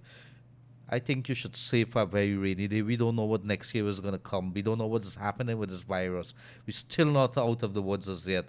New York is catching hell right now. A lot of Guyanese out of work. They can't send money for the family. Don't ask them. You don't know where they're going to get it from. Some people are waiting on some assistance from government via check. I think Congress is looking into that at the moment, that they are passing some monies or want to approve some COVID-19 help for the people. There were some figures that they were playing around with. I think $600. I think Trump wants to give $2,000 to the people there.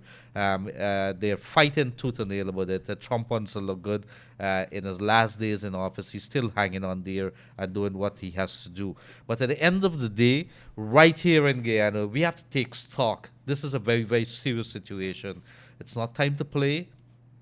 We have to hang on, find whatever it means that we have to survive the rest of the couple months. I think when I say the couple months that is going to lie ahead of us, whether it's let's cater for 6 months of continue the sameness that we're going to take. There's going to be people who's going to remain with their jobs. The public servants, they're still going to get their salary. I think January, they always say that January is going to be the hardest month, the guava season month. Make sure that you save for a rainy day. Do not spend it all out. If you have how much pounds of chicken in your fridge, if you're lucky enough, make sure that you pinch it. You don't need to finish everything right now. You have a few dollars. Do not waste it on one expensive boot that you can't wear again next month. What is wrong with us? What is wrong? Do we need to spend all our money going to Giftland or going to Movie Town there by sitting outside because it's a cool thing to do? Don't let's be cool. Let's be real. Let's be realistic in what we're doing. I gotta talk these things. I mean, we should be smart. Money is hard to come by. A lot of businesses, and I don't want to talk some things that we would have experienced here, but I could tell you a lot of business would have been suck and salt. Suck and salt is what Guyanese people say in there. My kids would say suck salt too, and it means that it's really tough times. A lot of them can't pay bonus. A lot of them barely manage to pay salary or even part of salary there. I'm not sure about bonus. What is a bonus? So do we have another caller in here there? Good afternoon, caller. You're the air. Go right ahead. Hi, Leonard. Good afternoon. Good afternoon, sir. I'm Chabilal Singh. Hi, Chabilal. How are you doing? All right. What about you? Everything okay? Pretty good, man. We're doing what we got to do here. All right. Yesterday I went at E-Network. Yeah. And I got through with the camera. Thank you very much, Zia, man. Thank you very much. I hope that you enjoyed and you were able to see that it works. I will have to wait on my son to come and get it set. No problem. Keep us posted. I'm glad that at least if across the world, if each one of us could make one somebody or one family happy, it is going to make a better world. We could adopt a family. Well, you're making this family happy. Well, thank you very much, sir. And that's. I must say thanks to you and the staff at Kaieteur and E-Network. Yes, E-Networks. Vishok, very good gentleman there. I spoke very to aggressive. At Movie Town. Yes, I think that would be, I forget what was her name there. Jenny. Yes, Jennifer Cipriani. I want to say good day to Jennifer Cipriani and Vishuk Prasad and the rest of the good staff at E-Network. They were kind. I called them and I said, I need something to give to the people, whether it's some, maybe some movie subscription, the cable subscription or something. He says, if I give it and the person win it and they're not in the area that we are there yet, it might be a problem. Let me give you something they could use. So those things are very expensive. Those cameras are very expensive. I know that. Yes. All right. Well, thank you very much, Mr. Chabilal. Thanks a lot again. All the best to you and your family. Have a good New Year. Thank you very much, sir, and you too. All the best. Thank you. So that gentleman there, beyond this, I think he is a senior citizen and very, very respectful. And he and another lady across the river would have won 2 cameras, indoor cameras, that you could be able to be in somewhere else, maybe in the United States, and you could view something that's happening in your house. It's a standalone internal camera, very expensive. It is. So let me see if there's a good. Okay. Somebody's asking about Fly Jamaica. I don't happen to have Fly Jamaica follow up. I'm going to ask my people about that. Good afternoon to you, Uncle Leonard, and all listening to you. I'm fine, but I miss school and all my teacher and friend. I'm Anurad Angelica Etwaru, all the way from New Road, Essequibo. A good day to this young lady. Has been texting us, has been with us for a little while. And, it's all good when we hear our little kids. How many kids now are on the phone, looking at YouTube, maybe TikTok or something.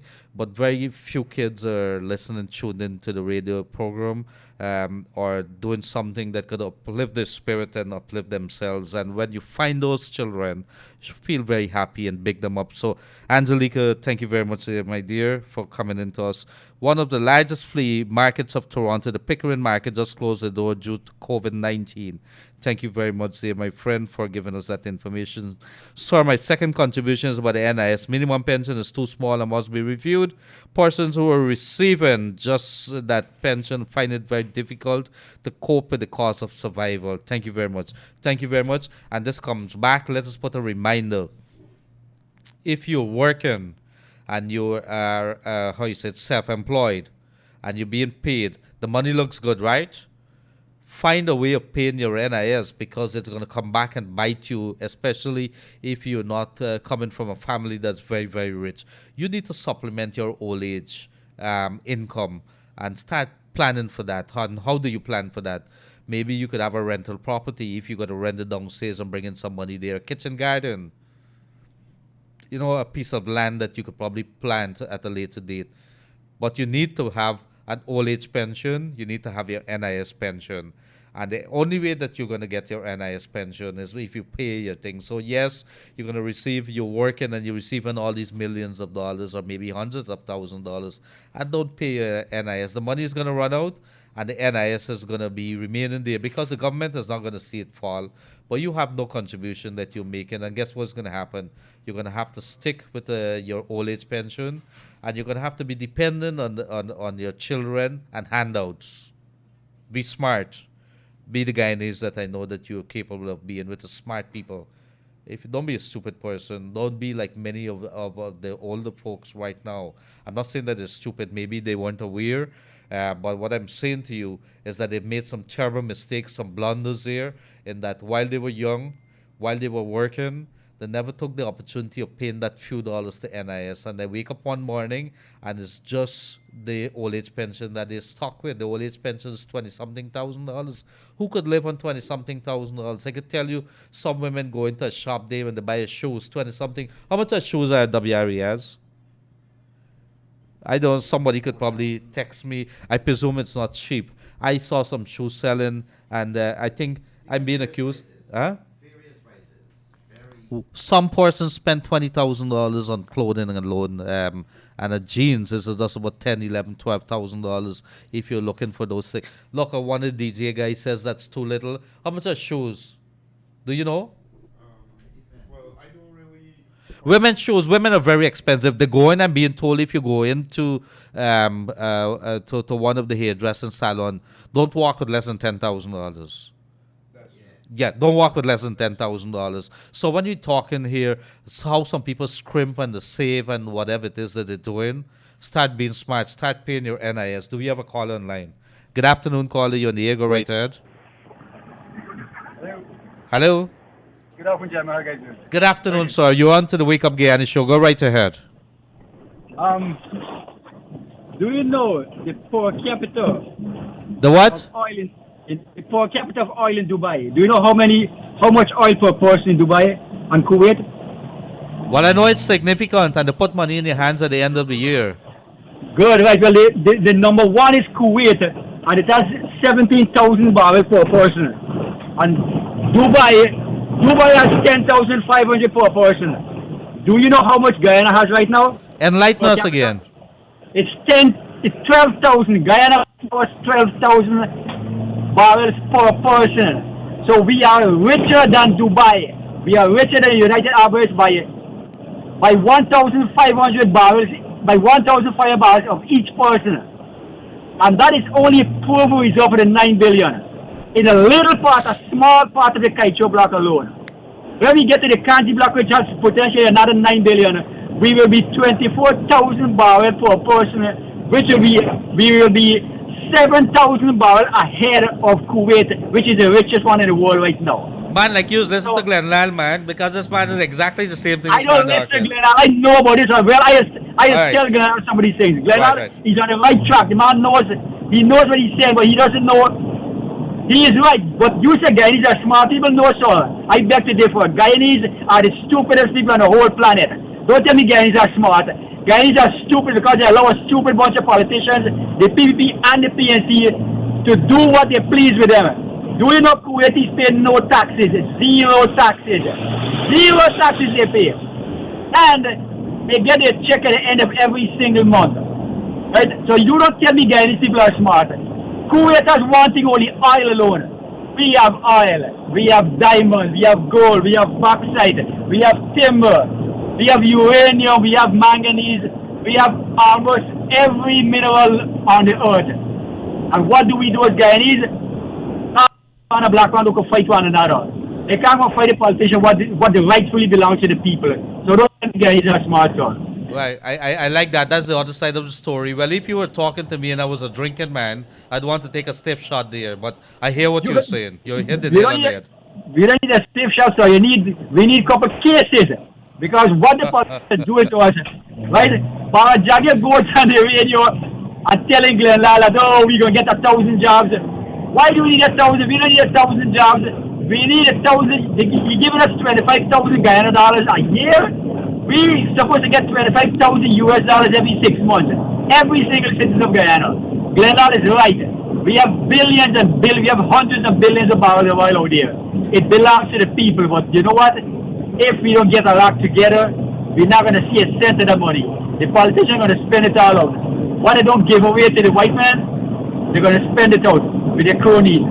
So Guyanese better wake up and smell the coffee. Man, thank you very much for that. And if I don't talk back to you, your words of wisdom, dear. Have a pleasant rest of the year and a prosperous new year to you, all right? You too, so no, we already have a prosperous new year. We will have a prosperous new year. We will. Guyanese have already won the biggest lottery in the world. We Guyanese have won the biggest lottery in the world. But you know what? If we allow politicians to give it away to the richest 1% of white America, well, they're not giving it to poor black people in Brooklyn, you know. ExxonMobil shareholders are not poor black people in Brooklyn. ExxonMobil shareholders are the richest 1% of white America. They are on the cruise ship and on the private jets drinking champagne from Guyana. Compliments of Guyana, sir. Thank you very much, dear, my brother. Have a pleasant rest of the day. You too. Happy New Year, Thank you very much. You too. So good day, as we say, you know, sometimes if you believe that Guyanese people are not familiar, not aware, not educated about what is it that we really talking about. When we were talking about oil in 2015, when this thing around that elections, around the May, June period, but when there was a big announcement that Guyana struck oil, a lot of people didn't understand this entire industry. 5 years later, we do happen to have a very reasonable, I would say reasonable, because it's such a complex oil and gas sector. It's such a complex affair that it's going to take a little while before we get a hang of it. But guess what? And I told Leonard this many times. I said the good thing about it is that 5 years down the line, that we're very much aware we are ahead of the game because we are just 1 year into production. It means that we could be able to do a couple of things to claw back or to get a better deal or to bring in some more money into this country. We're very early in the game. We've recognized it's like a marriage. It's like a marriage or something that you've made a mistake. Two persons made a mistake. Let's be realistic about this. And you realize that, look, it's all heady in the moment and that we made some mistakes. Let us correct this. So you either walk away or you decide that we're going to do things a little differently. We're going to talk to each other, seek some counseling or something, try to make this marriage work. How are we going to do it? But as of now, if you have half of the population or maybe everybody in Guyana fighting up with Exxon, and Exxon is only concerned dropping everything in the world because this is such a beautiful arrangement. They're dropping everything in the world to come to Guyana. They're not going to lose Guyana for anything. This is a beautiful girl. This is a handsome husband that they come in here to. And they're not going to drop anything. They want this marriage to work. But guess what? We got to talk the right language. I don't like the way that you're smelling. I don't like the way you're dressing. You got to shave that mustache out. You got to come. If you want to come to me, you want us to have a very nice romantic arrangement, you got to carry yourself. You got to exercise. You got to do different things. We need a better arrangement. You understand? You understand what I'm saying? That is the kind of arrangement that we want to have with Exxon. Exxon could do very well and walk away smiling with us, and the Guyanese people could walk away. And it's not only with Exxon. We understand they have to make their shareholders happy. But we're not a shareholder. We're partners with them. We're the owner of these oil blocks. We got to get it right.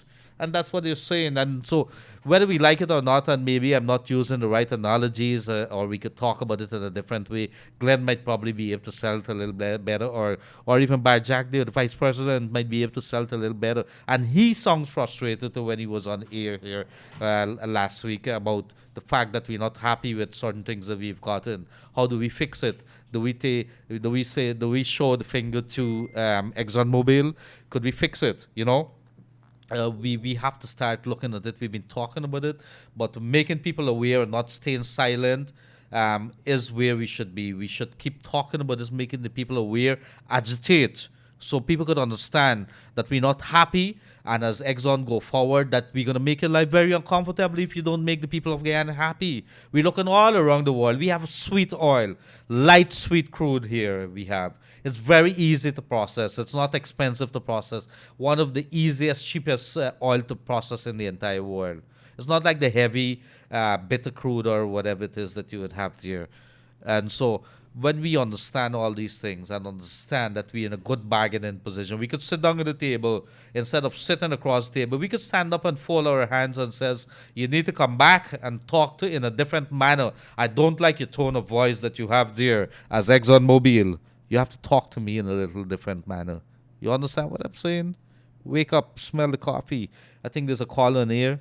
Go ahead, caller. Good afternoon. You're on the air. Go right ahead. Good afternoon, sir. Good afternoon, sir.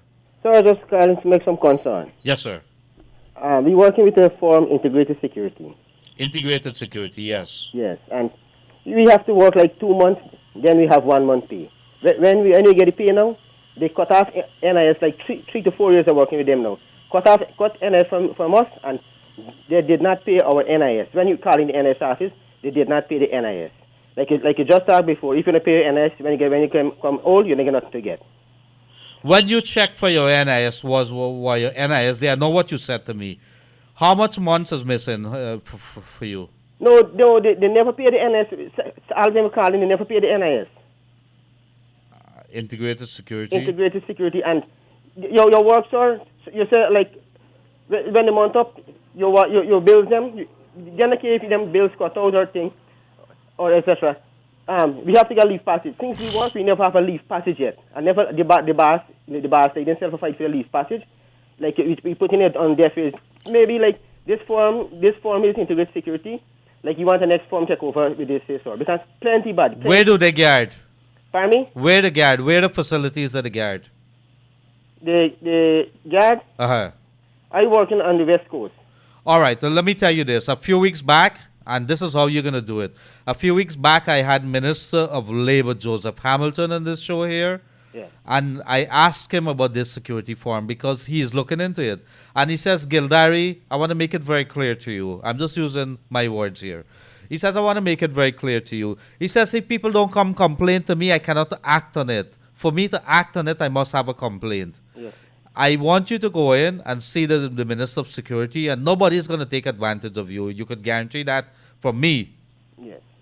You need to go in and you need to make a complaint. The minister needs to know about it. And you need to know that you need to tell them that I sent you there.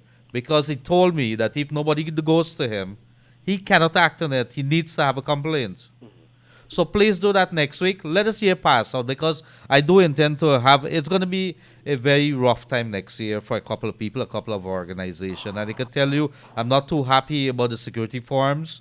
They're running a racket. And if you see how some of these owners live and the kind of lifestyle that they have, while the poor people that they're taking advantage of, they're sucking salt. It's not good. You know, sir, why people afraid like to go to the labor minister? Because we the start. People afraid now because, this port might carry back and tax. They might lose No. Well, if you got a problem, you come into me and not come into me. Let me see how we could do it. Oh, gosh. You need to go into the office here, speak to the secretary of the minister, yes, and she's going to take it from there. Tell them that I sent you what the minister would have said, what I told you there. Yes. And I'm going to have a chat with him too. Yeah. Like our NIS too. The NIS. That's another problem. That the president has mandated the Minister of Finance, who's in charge of NIS, has ordered NIS to revamp itself. Yes. There's going to be some improvement. I'm not sure if it's overnight. It can be overnight, but there is going to be something. The new board of director is headed by Ramesh Prasad, who is the IPED chief, and he's been ordered to turn things around. Okay. People have been complaining, but do that for me. Go and speak to the secretary and let me know how that works out, all right? Yes, and when you come to the office in Georgetown, they hand you like more worse than... Like, who owns that company? Pardon me? Who owns that company? A I don't know they really know they own it because the place is so corrupt and you call this person said this thing, but they get the head office in Georgetown and integrated. Integrated security. All right. Thank you very much, sir. Yes, sir. Thanks. Good. Bye-bye. And it's so sickening, so sickening. How do these companies, if I have a company, let me make it very, very clear. Let me tell you this, corruption is involved here. It has to be corruption. If you have a company and you're tendering for government works, you have to submit 2 documents. You have to submit an NIS compliance, which says that you are correct or you're up to date with your obligations to NIS. The company, it has 3 staffers, has been paying the NIS and whatever it is. The compliance states that you are okay with NIS. You have to also hand in a GRA compliance. A GRA, Guyana Revenue Authority, the compliance says that your taxes are up to date or you're in keeping, you have been doing what you were supposed to do, legally obligated to do to the GRA. Now, if you don't do that, you're not going to get a contract. You have to produce those two compliances. You have to submit it when you get in these contracts. So how is it that you get in these compliance when you're in paying the NIS? So you do either one or 2 things. You're lying to GRA or NIS by understating the number of people that you have working there, and or you're paying off somebody. Something is wrong there.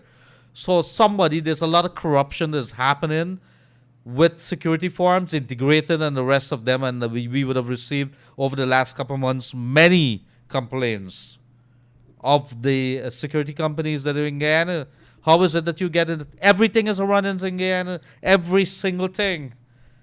We've been talking about this several months. So somebody's not paying attention. The policemen are not seeing the firecrackers selling right in front of them, but they know to run down the man who probably look as if he got a tint on his vehicle or maybe doing something on the road. Sorry, you've been speeding, but you ain't seen the firecrackers selling there.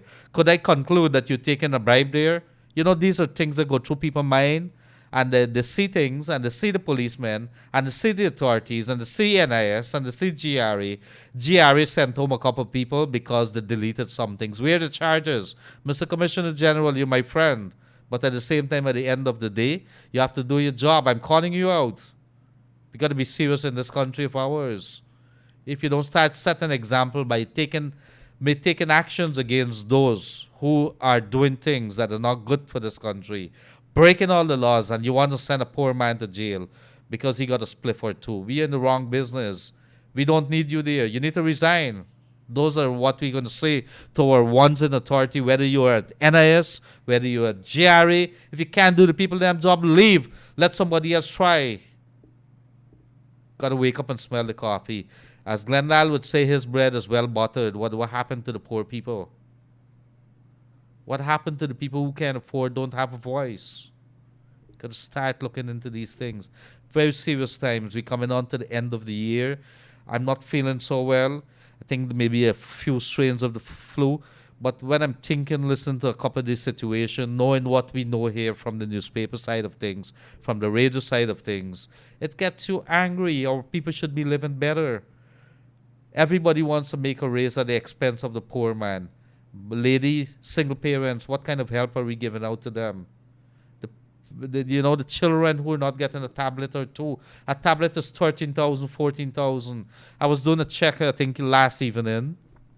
We've managed through a simple program like this with a couple of my friends who I twisted their arms behind their back to give out about 40 to 50. I did aim for 100. We give out 50, a simple thing like this. 50. Yes, I'm saying to you, 50 of those tablets that we give out over the course of this program to very poor people. I'm not going to talk about who we give it to, but let me tell you, I'm very happy that we would have made it possible for 50 children to have had a better opportunity, to have an opportunity to be in school. We're not going to talk about it, but these are things that monies could be used for. But yet we have a few rich people in Guyana, people who are taking advantage, people who are like vultures, feeding on the dead meat. You know what I'm talking about? Do you have a call in line? Good afternoon, caller. On the air. Go right ahead. Sorry, talking about this firecrackers. I saw firecrackers on the roadside selling in large quantity, and the policemen and the soldier patrolling right there, and nobody, like the blind people passing and see the firecrackers and whatever. I sent a picture this morning to Commander Isles and I see a policeman was there moving out a couple of them at the head of Diamond there because it was very blatant. But look, as if our people are asleep. If you want to make some money as a policeman, walk around and pick up the damn firecrackers. But I don't understand. I mean, you're seeing it and you know it's illegal. How is it that you turn a blind eye? Somebody's making money at my inconvenience? We need to stop it. I am calling from Borbis, and right at Rosignal Market at the roadway. The whole roadway actually could say it's firecrackers and police passing 24/7. Nobody see it? Man, we living in a jokey country, as they say. We a jokey set of people. We gotta get up. I think the president is starting on the right track, but we need to wake them up a little more. Maybe the president is not aware. Yes. And he's not going to be paying attention to these little things. It's a little man on the street, the police force, the army, EPA. I'm calling them out. We should call them out. These are the people who are putting the government to shame. Consecutive governments, that is. Exactly. You might have a president that wants to do something, but these are people putting them to shame. So why the government paying them? You're paying them on the false pretense. You don't do this. But not only that, there's another side you can look at it too. These people come and tell you, please vote for me, and we voted for them. What do we need to do? Need to kick them out. Yes. Man, thank you very much for that. I hear Thank what you, you're sir. saying. Yes. All the best for this year and Happy New Year. Prosperous New Year, dear. So, need to be serious about our people in authority there. It has been such an exhausting year, almost everything. And you know what? We still haven't discovered, we still haven't determined yet who's the real enemy here. Start to looking at it. Who are the ones that is making us live in this poverty? Who are the biggest culprits? Who are the ones that have been fooling us over the years? Who are the ones that are allowing the friends to walk free while our families are in jail? You understand what I'm saying? I want you to understand. Think about it as we head into the old years. One more day, old years. Tomorrow we're probably not going to have such a conversation. We want you to sit down as we prepare for the new year and mull on the things that would have passed. Where do we want to see ourselves in 2021? How do we want to see our authorities, the government, behave? We should be asking them to do a little better or much, much better. There's much at stake here. Billions of US dollars at stake here. Our oil block. You hear that gentleman calling it too long ago, quoting some figures with barrels of oils with Kuwait and the rest of them, Qatar and all of them there. And Guyana is one of the highest when you think per capita. Each citizen, based on what we've discovered so far, is entitled to 12,000 barrels of oil. Imagine when we discover more that goes up. Guyana is probably going to fly past all those countries. Let me ask you a question. What does it all mean if it can't translate into a better life for you? Dollars in the pocket. Dollars. Dollars in the pocket. Is there a call in line? Good afternoon, caller. Your name, go right ahead. Yeah, good afternoon, Mr. Gildarie. Good afternoon. How are you doing? Fine. I just want to let the Guyanese people know that we must pay more attention to this ExxonMobil and this oil business, what they're doing. Because it's more than a year now that they're taking out oil from our country and we see nothing.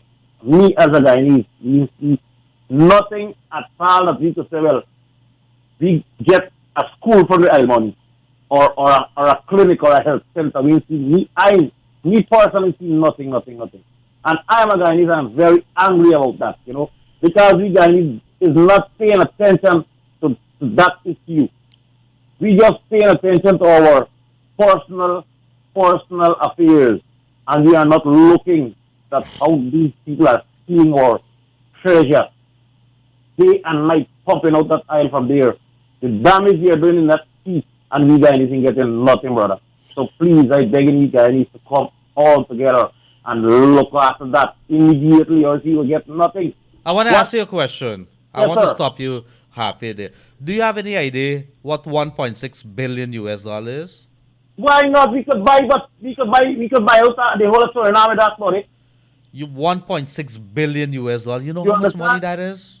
We could build a house for each Guyanese with that money, a brand new house, furnished house for each Guyanese in this country. You know what Bar Jagdeo said last week? Bar Jagdeo says the auditors, the government waited, that the coalition government waited a couple of years. And then they hire auditor to find out whether this money, this bill that these people got given to us with all this money that is set, that is spent, to find out whether this money is right. And he says when the people, the auditor decide to give us this report, he says we only go into office in August. When they give us the report, they skip a process that, you know, in the audit system, you would give us a draft report, then you send it to the government. The government is the client. And then the government would say, look, I want Exxon to explain this. They skip an entire process. So government said, no. You need to send it. We need to send it to Exxon to explain this because we don't agree with this. You imagine that? So imagine if you look at 1.6 and we still got more to go. We have 9 billion US dollars that we're looking into. You know, are we serious? Are we serious? We are not serious, my brother. We are not serious about this. All what these Guyanese looking after, we want to see a cow come in New York to catch it and catch the flock. No, we supposed to stop with them behavior that. Let's look after our property. What people look how much is thieving from us, buddy. You understand? And you know what? We can't do that. We can't. I am a personal Guyanese and I can't bear it. You know? Look what happened to Venezuela, my brother. Look what ExxonMobil done to Venezuela. You understand? Venezuela right now ain't got nothing. The people ain't getting food to eat. We gotta take that as an example, buddy. What ExxonMobil gonna do with we Guyanese? For God's sake, come on, man. And you know the government has a battle in their hand, and I think Bar Jagdeo has recognized it. When I listen to what he would have said there, it's going to be interesting though. Let's see as this country move forward. But I hear your sentiments, Steve. Thank you very much, and we continue the discussion on that. Yeah, my brother. Have a nice day, man. You too. Enjoy yourself, his family, and season greetings to everybody. Yeah, same to you. All the best for the rest of the year, and a happy new year to you. So, in the meantime, I think look, what we're saying here is that all that we're trying to achieve here, we're trying to push this government because we know what was handed to us under the coalition government. We got to push this government, and I think by Jagdeo and Irfan Ali, as leaders of this country, they're very much aware of what it is. But we can't sit still. We got to be agitated. We got to be anxious. We got to be angry. We got to be so many things when we want. Imagine you have a business. And I'm drawing a parallel very quickly here because I think we're out of time here now. You have a business and you don't have any say in that business. You own the land, you own the property, you own the gold lands and everything, and you don't have a say. I leave that for you to think about as we call we call today on this program here. The guys are signaling me like crazy. It's a Wake Up Guyana show with your host Leonard Gildarie. I hope I have wakened you up because as we head into New Year, you got to be very angry. You got to be agitating. We must have a better deal.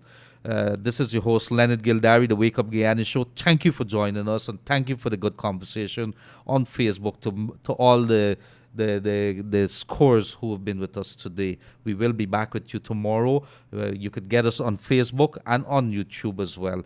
Have a pleasant rest of the day.